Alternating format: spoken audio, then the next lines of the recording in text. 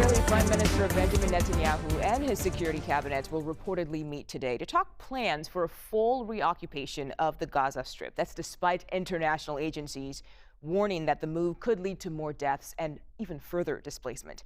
Some Israelis spoke out against that move. Protesters rallied near the Gaza border just yesterday. They argued an expanded military operation would not only bring more death to Palestinians, but also risk the lives of the hostages held in Gaza. Meanwhile, we are seeing aid drops continue to fall in the Gaza Strip amid what international aid agencies are calling a worsening humanitarian crisis. So I want to bring in CBS News contributor Robert Berger for much more on what's going on there. Robert, thank you for your time today. What does a full reoccupation by Israel mean for those in the Gaza Strip?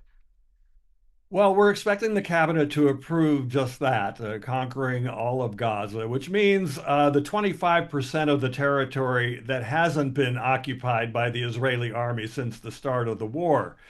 Now, Prime Minister Benjamin Netanyahu says that the reason or the purpose, the aim of this is to defeat Hamas and to force the group to release the Israeli hostages, 50 hostages still left in Gaza, of whom 20 are believed to be alive.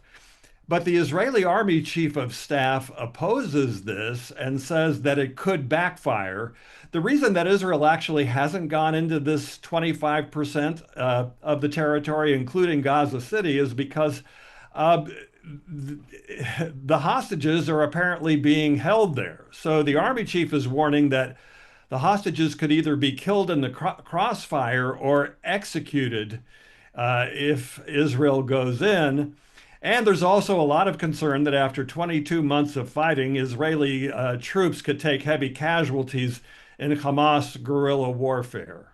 Yeah. In a post on social media this morning, President Trump is urging all Middle Eastern countries to join the Abraham Accords. Can you explain to our audience what that is and if it could actually lead to peace in the region? Well, the Abraham Accords are these historic peace agreements that were signed back in 2020 by Israel, Bahrain, and the United Arab Emirates. Those were the first peace agreements between Israel and Arab states since Jordan signed on in 1994. And now President Trump has a grand plan to bring in all the Arab states, he says. We're talking about states like Syria and Lebanon, but the kingpin, the big hope, is Saudi Arabia. But here's the catch. The Saudis say that they won't make peace with Israel until it agrees to a clear pathway to the creation of a Palestinian state.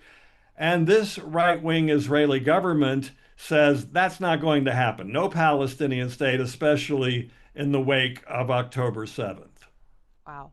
Very important history there for us and our audience. So thank you very much, Robert Berger, for that information. We appreciate your time today. Thank you.